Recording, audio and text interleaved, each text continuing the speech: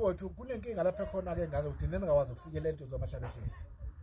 Imbiza ke uzokwazi ukuyithola noma ngabe ngikho. Uzozama ngawo wonke amandla lezi imbiza enifunayo phela khona aba driver ama truck mafuthu abangenaso isikhathi.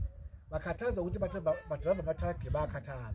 Unkosikazi phela masukhathele usofika ubhuquzo lale phansi uzohamba unkosikazi ngoba khona bangandosekile khona. Thola imbiza yokunyangasa imizwa yakho, thola imbiza yokuphila.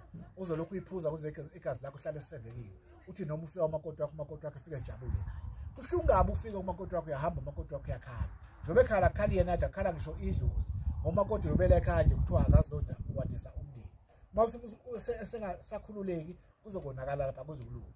Fika ke mfuthu uthola imbiza ayithola umashabeshezi noma khona uzokwazi imbiza ukuthi ngisondezele eduze kwakho lapho uzobe khona uzokwazi ukuyithola kulo ndlela uzokwazi la imbiza uzokwazi ukuyithola ngamashabeshezi ezokwazi ukusiza. Ungadini ukuthi imbiza ngamashabeshezi ungeke ungena kwaboxer ngokungena ezitolo uyithola kodwa uzothola umuntu ozokwazi ukuthi masuyitholile akuchazele ukuthi sebenza kanjani usukwazi ukuneliseka lokho mfuthu yenza kanjalo uzokhona ukusebenza abangangikho uma uzofuna imbiza fona qala uzothola umuntu ekutshela imbiza ikhona uzokwazi ukuyithola ubuzo uthatha ibhodlela lakho uliphuze nawo uphila ube indoda ngoba nihamba izindawo eziningi uyakhathala emzimbeni uyafika ekhaya ukhathele awunayo into ekunelisa igazi uphathwa inkolo uphathwa izinso kunenkinga lapha emba khona mfuthu zama ukufika ke mfuthu uzokuthola konke okufunayo uzokuthola umhlaba wakho uzokwazi ukusupplyiza yonke indawo ukwazi ukudibana noma kuyindawo ukwazi ukuthola ukusizakala mfuthu ngajabula amazwi njalo kune assistant yami la uzokwazi ukuxhumana nayo oyona ndoda engisebenza nayo uzokwazi ukuxhumana nayo ushinki ngakho khona ubeke mawufuna imbiza uzokwazi ukukhuluma nayo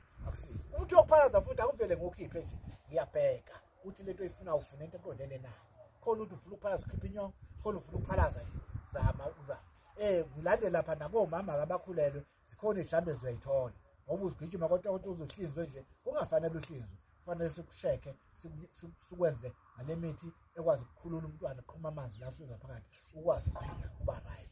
Kunabo abantu abakhuluphele uthola ukhuluphele kakhulu umuntu kanti akakhuluphele amanzi ukhona umuntu ozowuthola olapha amanzi iphethwe zinyawo futhi ziyakuhlaba seyidumbile phethwe ngishamaqaka uzowuthola umuntu opheke obhekana nalokho qaqekelo ishintshi kumuntu wesifazane akusalungi woza kumashabeshezi uzothola ukusizakala lokho futhi ngiyabonga kunjalo nje naka abafundi uzothola ku 079 39 32 618 079 39 32 1618 thola assistance yami eyami ifoni mafuna ukukhuluma nami uzokuxhumanisa nami kalula kulutho ukuxhumana nami angidukile ngisobala mfowethu wena ocomplainayo complainer usondele umashabeshezi uyithola into yomashabeshezi wabona into yomashabeshezi iyakhona kodwa ayikafiki woza amashabeshezi unesitolo sondela umashabeshezi hlala naye phansi sikwazi ukuyibheka inkinga ukuthi ngabe yini ledala ukuthi into yakhe ingasebenzi siyilungisela lapho lolo phutha ungangivimbe ekhaya lakho ungangivimbe esitolo sakho ungangivimbe emotini zakho ngikhulule ngize ngofinyelela khona